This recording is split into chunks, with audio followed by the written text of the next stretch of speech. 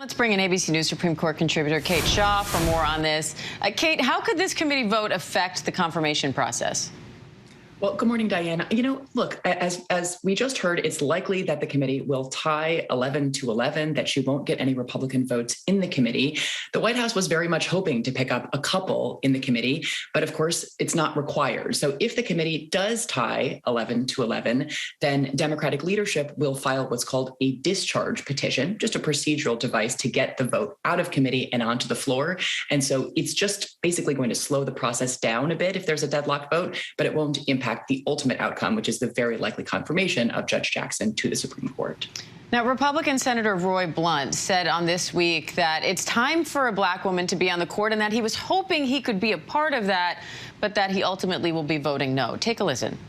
I think she's certainly going to be confirmed. I think it'll be a high point for the country to see her go on the court and take her unique perspective to the court.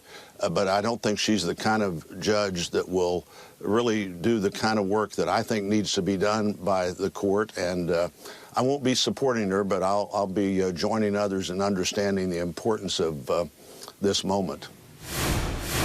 So how tricky is it for Republicans who feel this way? I have to say, I listened really hard to that answer and to the following answer yesterday when George pressed Senator Blunt. I'm not sure I really understood the position that he was trying to stake out. She's obviously qualified. She's, of course, a historic nominee. And the answers that she gave before the committee in her confirmation hearings should have assuaged any concerns that Republican senators might have had that she's going to be, a liberal activist on the bench. Nothing she said remotely suggested that. She is well within the mainstream of nominees from either party.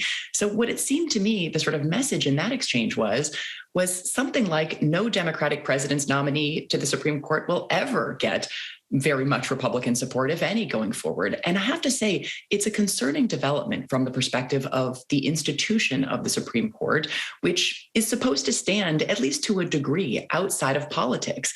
But to say that no matter how qualified or mainstream or moderate a president's nominee is, the opposing party's senators are just never or almost never going to support that nominee, does suggest the court is going to be sort of a more and more partisan institution. And the public's perception of the court as a partisan institution is, I think, very problematic from the perspective of the court as an institution. Well, and we have seen more and more partisan votes on these justices, no matter which party is putting them forward. So is there a path back to the kind of bipartisanship we used to see when it came to confirming Supreme Court nominations, or is this the new way forward?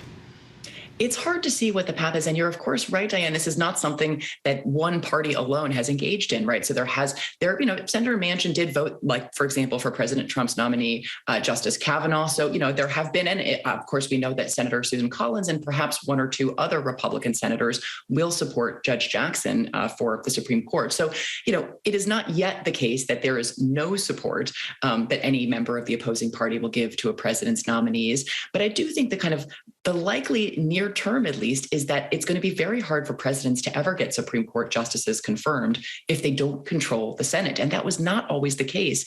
And it is hard to see, short of, really changing, maybe structurally changing the Supreme Court, doing things like term limits, it's hard to see how that ends in the very near term. But it's a function of our politics right now. So where does the process go from here? So after this committee vote, this petition will be filed. She'll be out of committee and onto the floor of the full Senate. We will learn whether she'll have the support of senators like Lisa Murkowski and Mitt Romney, who the White House is very much still hoping will support Judge Jackson. And it looks like by the end of the week, she could have a full vote, which means she would take her seat on the court at the end of the term, because Justice Breyer has said he'll stay on the court until the term is done. So that's likely about the end of June. And then she would formally join the Supreme Court as its newest justice. All right, Kate Shaw, always great to have you, Kate. Thank you. Hi, everyone. George Stephanopoulos here. Thanks for checking out the ABC News YouTube channel. If you'd like to get more videos, show highlights, and watch live event coverage, click on the right over here to subscribe to our channel. And don't forget to download the ABC News app for breaking news alerts. Thanks for watching.